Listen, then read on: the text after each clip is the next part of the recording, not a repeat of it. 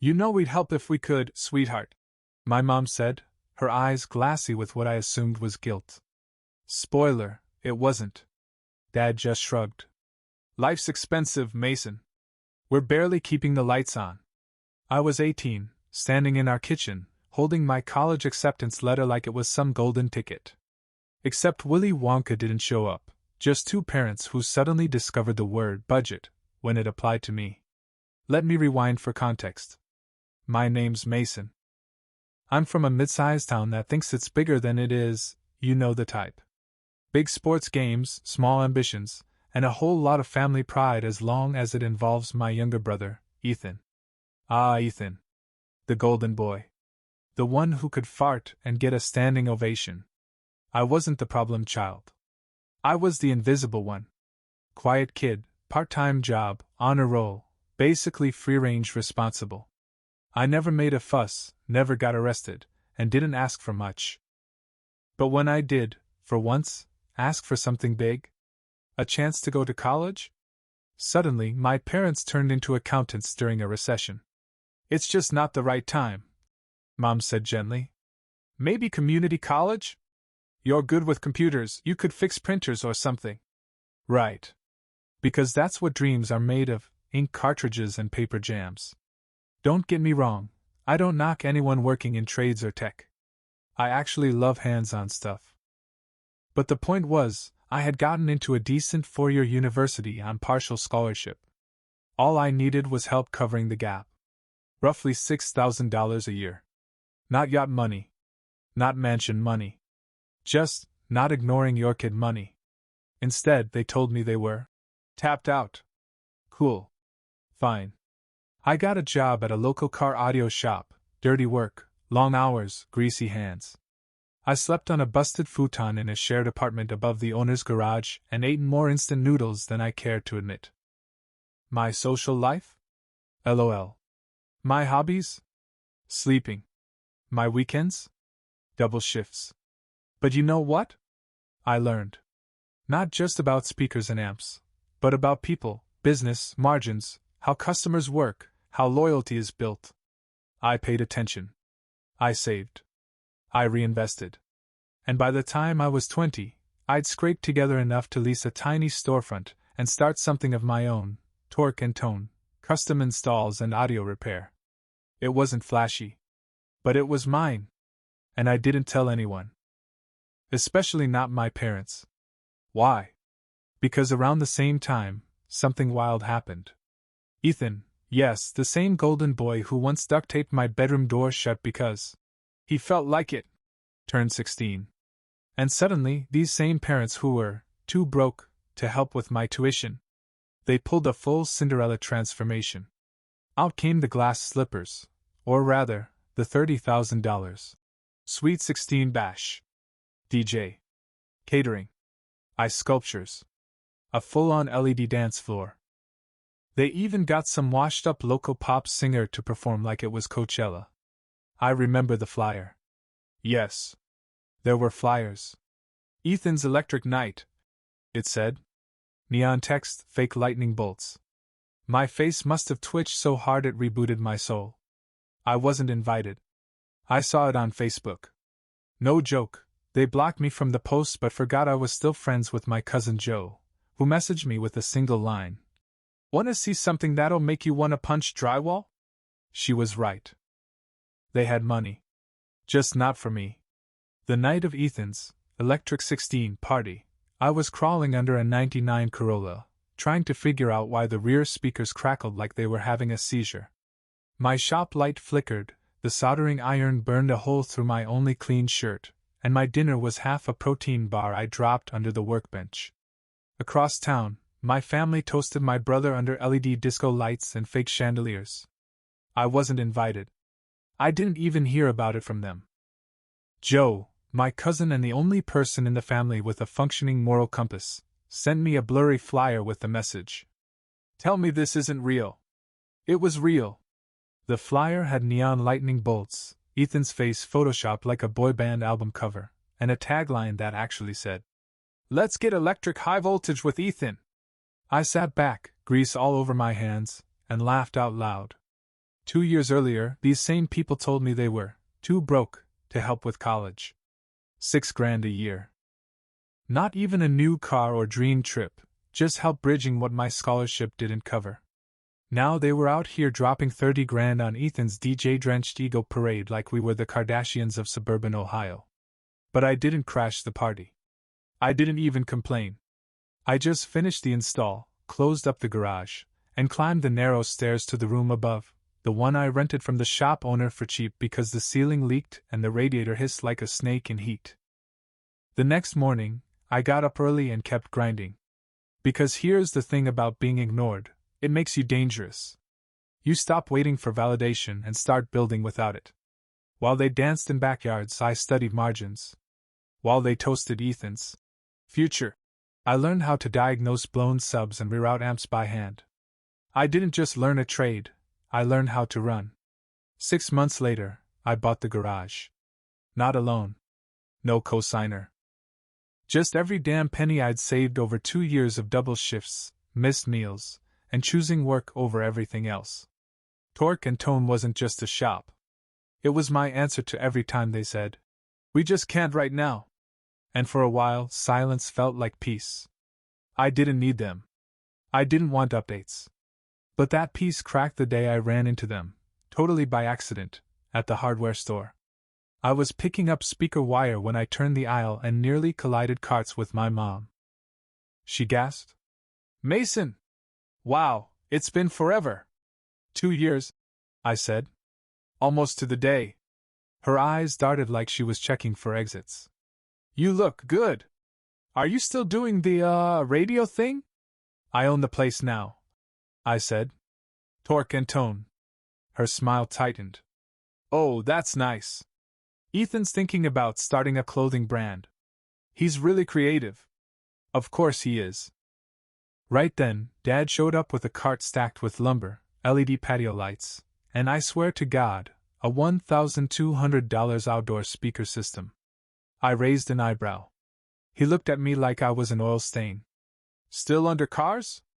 I grinned. "Still funding your parties?" That one landed. Mom cleared her throat. "Actually, do you still know someone who could get us a good deal on speakers?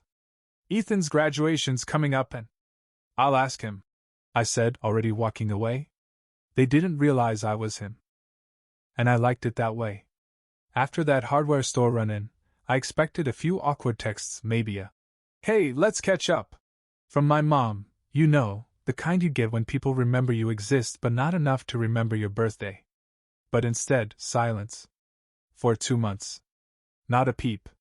Not a like on my business page, not even a typo filled "How are you?" from Dad. Honestly? I was fine with it. Business was solid. Word had spread about the shop, especially after I installed a full custom trunk setup for one of the local DJs. That guy blasted bass so hard it rattled windows 3 blocks away, and I swear half my clients came from people chasing the sound down the street like it was an ice cream truck. I wasn't rich, but I was stable. Paid the lease, paid myself, didn't owe a cent to anyone.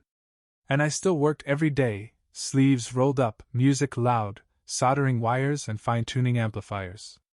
No office. No desk job. Just hustle and grease and freedom. Then came the check. Well, the request for one. It showed up in a pale pink envelope, the kind you'd expect to hold a wedding invite or maybe a baby shower for someone who still ends sentences with RAR XD. Return address, my parents' house.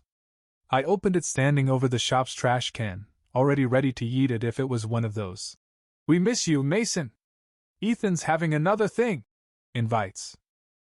Instead, inside was a folded piece of cardstock that read, "Help make Ethan's graduation unforgettable."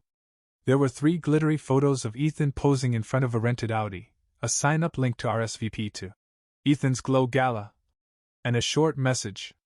"Dear family, we're so proud to announce that Ethan is graduating with honors.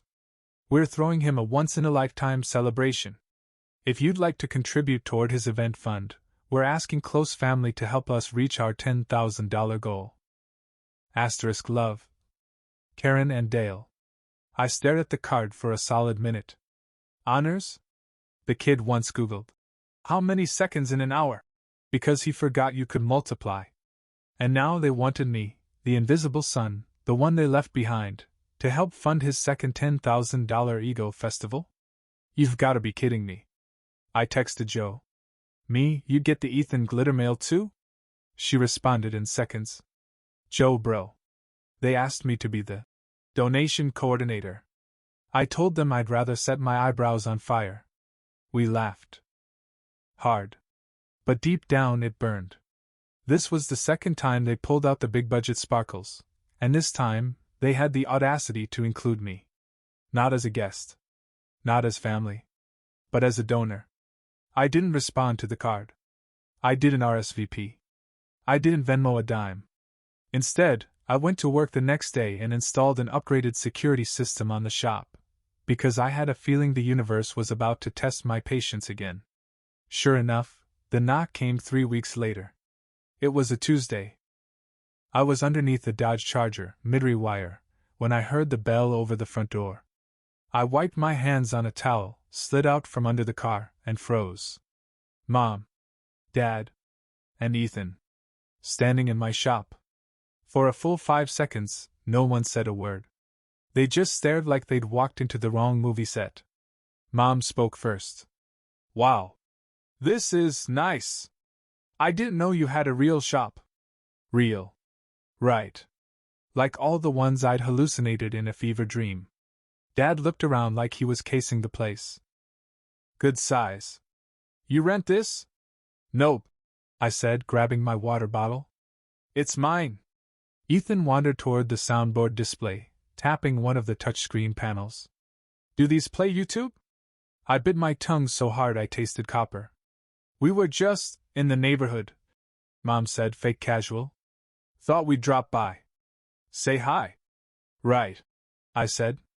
And the card was just a coincidence. Her cheeks flushed. We didn't know if you got it. Oh, I got it, I said. Didn't think I qualified as close family? Silence again. Ethan looked bored already. Dad finally got to the point. Look, Mason. We know things were rough before. But you've clearly landed on your feet. Your mom and I were thinking, maybe you could help out a little with Ethan's graduation. You know, since you're doing okay now. I blinked. Help how? You know. Caterer. DJ. Maybe help cover the deposit for the venue? So. Not just a contribution. They wanted me to fund it. I took a sip of water, stared at the three of them, and said calmly, I'm booked that weekend. Someone's renting the shop. They blinked. Renting the shop? For an event, I said, setting my bottle down. Graduation party, actually. Ethan perked up. Wait, really? That's sick. Whose? I stared straight at him. Not yours. Mike dropped. Ethan blinked, clearly not following. Wait, not mine? Mom gave a nervous laugh. Oh, Mason, don't be like that. We thought maybe this could be a chance for the family to reconnect. We're trying, okay? Right, I said, grabbing my clipboard. Reconnect, as long as there's a DJ, catering, and an open wallet involved. Dad sighed like I was the unreasonable one. You always do this. Turn everything into a guilt trip. We didn't come here to argue. Good, I said. Because I've got work to do. I didn't yell. I didn't slam the door. I just turned my back to them, walked over to the Charger, and laid back down on the creeper. From upside down under the car, I heard the three of them shuffle awkwardly for a moment, and then, mercifully, leave. No dramatic exit. Just the bell over the door, a gust of silence, and my thoughts. I didn't regret it. But I'll admit, it stung. Because a part of me, the old part that used to wait by the window hoping someone would show up to my science fair, still wanted them to just get it. To look around the shop and say, We're proud of you. But they didn't. They saw square footage and dollar signs. They saw utility, not value. So I did what I always do. I worked. Over the next few weeks, Torque and Tone got busier than ever. Word had spread fast after a local influencer posted a glowing review of his sound system install, tagging us in a story that hit 80,000 views in a day. After that, bookings poured in. Custom setups, lighting kits, high-end restoration jobs. I had to hire 2 part-timers just to keep up. Then came the email. From a real estate agent. Apparently, the event venue my parents booked, a massive outdoor pavilion on the edge of town, had cancelled on them. Something about double booking, a contract error, whatever. But the agent? She wanted to know if my shop was still available. Apparently, my mom had dropped my name at a brunch table, trying to make it sound like we were all chummy and my place was already a backup plan. Spoiler, I never agreed to anything. I replied simply, "Sorry, we're unavailable. Venue's already rented. Best of luck." She responded 5 minutes later with, "To clarify, it's your venue, right? Could you reconsider for the family?" Nope. I could not. Instead, I forwarded the email to Joe with a caption. "If I cave, you're legally allowed to slap me with a wrench." Joe's reply was instant. "I'm already holding one." A week later, Joe gave me the best update of the year. Apparently, the entire event plan for Ethan's graduation was falling apart. The replacement venue was a tiny community center with stained carpet and a busted AC. The caterer backed out because the date changed. The LED dance floor company didn't service that part of town. And to top it off, the washed-up local pop singer from Ethan's Sweet 16 had the nerve to ask for full payment up front this time. Poetic justice? Please. This was Shakespearean. I didn't gloat. I didn't post anything cryptic online or drop any "Karma's a speaker" quotes. I just kept working. But Joe! Oh, Joe was the MVP. The day before the new, sad little graduation party, she called and said, "You might want to drive by the old venue. Something's happening." I hopped in my truck, curiosity winning. And sure enough, someone had rented it. Lights up. DJ set up. Food trucks parked out front. Balloons. Decor. But not for Ethan. See, 2 weeks prior, a customer had come in asking if I knew a good spot for a combined birthday/graduation bash for his twin sons. Budget was solid. Vibe was clean. So I recommended the venue, and I helped him rent it out using my business account.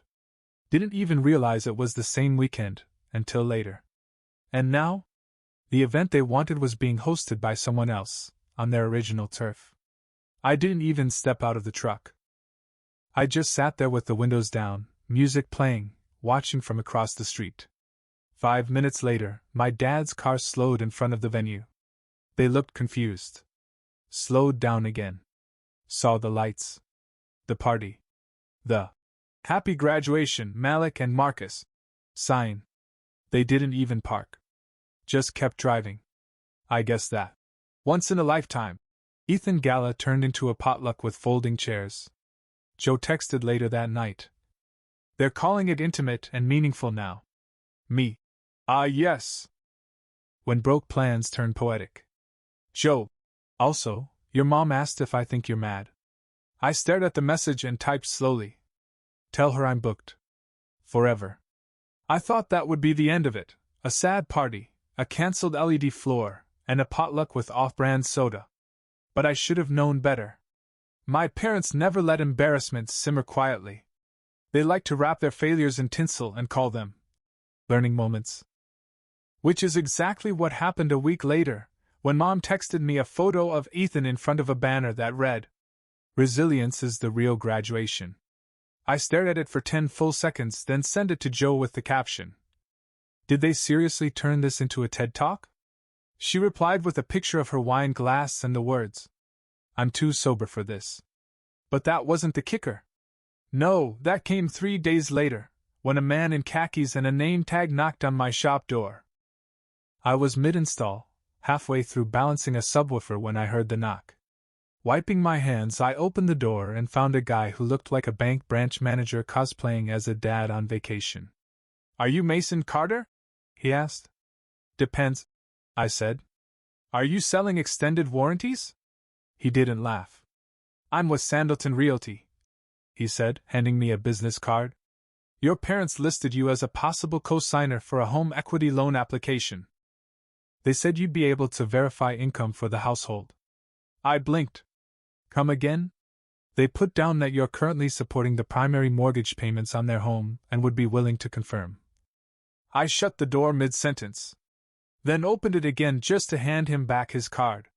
Tell them the answer is no, I said. Then I shut it again.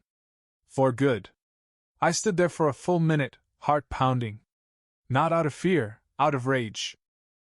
Not only did they try to rope me into funding their second, unforgettable, party, now they were using my name to try to get money out of their house.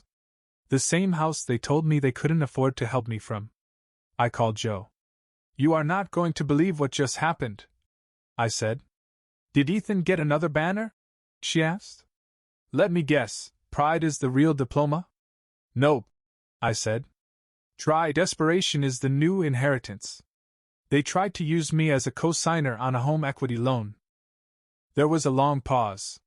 Then she said, Bro, that's illegal. Only if I sign. I said. Which I didn't. And won't. We sat in silence for a bit, both of us stewing. Then Joe said something I didn't expect. You ever think about moving out of town? I blinked. Huh. I mean it, she said. You've built something. You don't owe anyone here a thing. Torque and Tone is legit. You could open a second location. Maybe in a place where people don't try to fund glow parties with your social security number. It hit me harder than I expected. Not because I hadn't thought about it. I had. Many times. But always in a vague, someday kind of way. When she said it, it felt like permission. Like proof that the past didn't have to drag behind me forever. That night, I stayed late at the shop. Not working, planning. New markets. Possible locations. What would it cost? Who I'd need to hire. I looked up commercial properties, read zoning laws, and even emailed a few brokers anonymously just to feel it out. And somewhere in that process, I realized something. They weren't just trying to ride my success. They were terrified of being left behind. And maybe, just maybe, that's exactly what was needed to happen. A week later, I toured a warehouse space 3 towns over. It wasn't glamorous. The ceiling had water stains, the walls were painted that yellowish shade of "we gave up," and it smelled vaguely like someone once tried to store onions and regret in there. But it had a garage door. It had square footage. And it was mine if I wanted it. Joe came with me.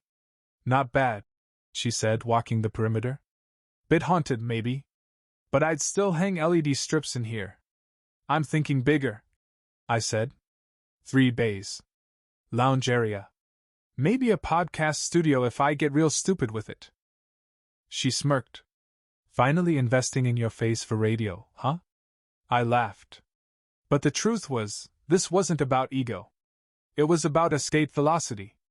If I was gonna build something, it needed to grow beyond this town, beyond the place that raised me but never really saw me. We spent an hour sketching mock layouts on napkins, talking through possibilities, playing music from my phone and letting the echo bounce around the empty walls. I didn't tell my parents about the news shop. They'd find out eventually, the same way they found out everything else. Too late, too surprised, and too unwilling to admit they were wrong. And I didn't need them to know. But life, as always, has a sense of humor. Because a few days later, I got an email through the shop's website. Subject line: Job application, technician assistant. Attached was a basic resume in PDF format.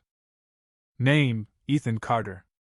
Objective: seeking opportunity to learn technical car audio installation and gain hands-on experience in a fast-paced environment. Experience: creative thinker. Entrepreneurial spirit. Good with people. Quick learner. Availability: full-time. Can start immediately. I stared at the screen, mouth slightly open, like the universe just served me a plot twist with extra sauce. I forwarded it to Joe. Her response: This has to be a prank. No way he knows how to attach a PDF. I didn't respond right away. I just sat back in my chair and stared at the screen. Ethan. Applying for a job. At my shop. The same brother they crowned king of glitter parties. The one who got ice sculptures while I got silence. The one who stood in my shop a month ago and asked if my displays played YouTube, like it was a toy store. Now he was ready to learn. It wasn't just ironic. It was cosmic. I didn't reply. Not that day. Instead, I let it sit. I spent the rest of the week finalizing paperwork on the new warehouse, sketching out hiring plans, and ordering signage. Torque and Tone East. New location. Same grind. I also restructured my business model, not out of spite, but clarity. I doubled down on training programs, started looking for real apprentices, and even connected with a nonprofit that helped at-risk teens learn trades. It felt right. And every time I felt a sliver of doubt, every moment I thought, maybe I should give him a chance, I remembered one thing.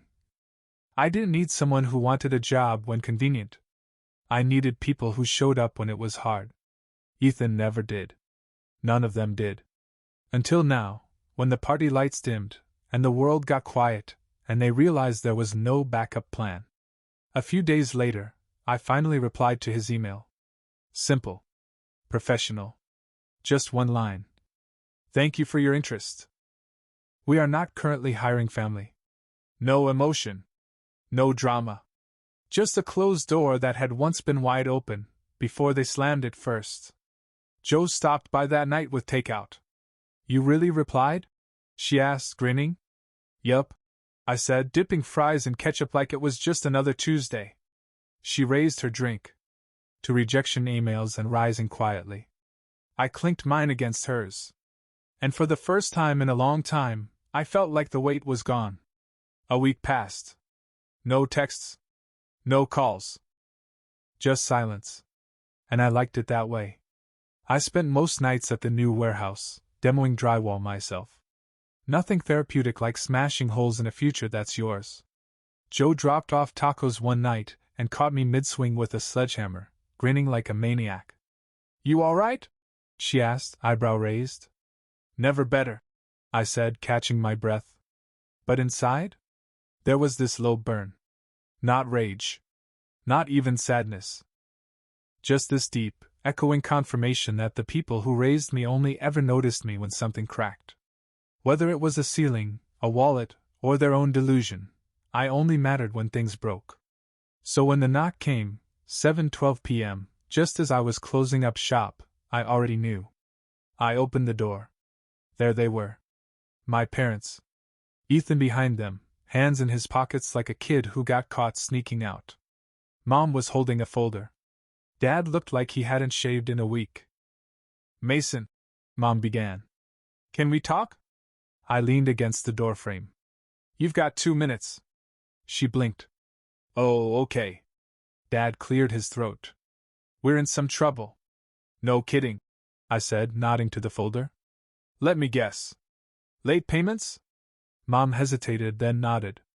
We might lose the house. She said it like it was a casual update. Like I'd go, darn, that sucks, and hand her a check. I didn't flinch. And? Dad looked up sharply. And we thought, maybe you'd want to help. Just a few months. We could pay you back once Ethan's brand takes off. I laughed. Not loud. Not cruel. Just the kind of laugh that spills out when the joke is so bold you can't even be mad. Ethan finally looked up. I didn't know it was this bad, man. I thought the party stuff was covered. I didn't ask for all that. You didn't stop it either, I said. He looked away again. Mom stepped closer. We know we've made mistakes. We ignored you. We were unfair. But we're still family. I let the silence hang for a beat. Then too. Finally I asked, what was it like? She blinked. What? When you planned his parties. Bought ice sculptures. Flew out DJs. What did it feel like to celebrate someone like that, while telling me community college was my best bet? She didn't answer. I looked at Dad. What was it like watching me work nights, while you laughed at his car wrap ideas and funded them with savings. Still nothing. I stepped back a little, motioning toward the bay behind me. You see that lift? I installed it myself. That lounge over there? I built that too. Every inch of this place was sweat. While you threw glitter on Ethan's Instagram. And now you want my help because the glitter dried up. Don't talk like that, Dad said. We're not leeches. I raised an eyebrow. Really? Because you listed me as a co-signer on a loan I didn't agree to. You showed up at my business asking for donations. You tried to slide Ethan in through the back door as a trainee. Mason, Mom said, voice cracking. We're proud of you. Truly. I looked at Ethan. Are you? He shifted again. I didn't get it before. I was a kid. I thought you were just bitter. But I saw what you built. I saw people talking about you online. Your reviews. Your setups. The way customers light up when they leave. I get it now. And now you want in. I said. He didn't argue. Which, honestly, made it worse. I don't need apologies, I said. And I'm not your savior. If you wanted me around, you should have shown up before the banners and the debt collectors. Dad's jaw tightened. So that's it? You're turning your back on your family? You turned yours first, I said. Years ago. I just finally caught up. Mom looked like she might cry. I didn't flinch. I'm not angry anymore, I added. I'm done being angry. But don't confuse that with forgiveness. Forgiveness is earned, not requested on a doorstep with foreclosure papers. Mason, Ethan tried again. If you could just. You want a handout, I said. What you need is a wake-up call. Then I pulled out my shop keys and twirled them once, a habit now. You're gonna figure it out, I said. You're smart. Creative, right? Entrepreneurial spirit? He winced. I guess he remembered that resume. I'm not the villain here, I added, voice softer now. I'm just the guy you ignored until you couldn't anymore. Then I turned, stepped inside, and shut the door behind me. No slam. No final jab. Just peace. And for once, I didn't feel bad for choosing it. 3 months later, I opened the second shop. Torque and Tone East. Bigger bays. Polished floors. Hired 2 apprentices. Launched a website redesign with booking slots that actually filled. Joe made a joke about getting matching uniforms. I told her only if she designed them in neon with fake lightning bolts. We both laughed way too hard at that. I never heard back from Ethan after that night at the shop. No calls. No texts. No more fake resumes. Maybe he finally realized that being the favorite doesn't mean much when there's no stage left to stand on. As for my parents, I saw the foreclosure listing online 2 weeks after our last conversation. Same house. Same porch. Same place they once told me. We're just too broke right now. Someone else bought it. Wasn't me. I thought about it. But I didn't need revenge dressed up as charity. They had built that story, and they could live with the ending. Instead, I went back to work. One night, I sat alone in the lounge of the news shop. Lights low, playlist humming through the ceiling speakers I installed myself. I looked around. No applause. No cake. No electric Mason banners. Just peace.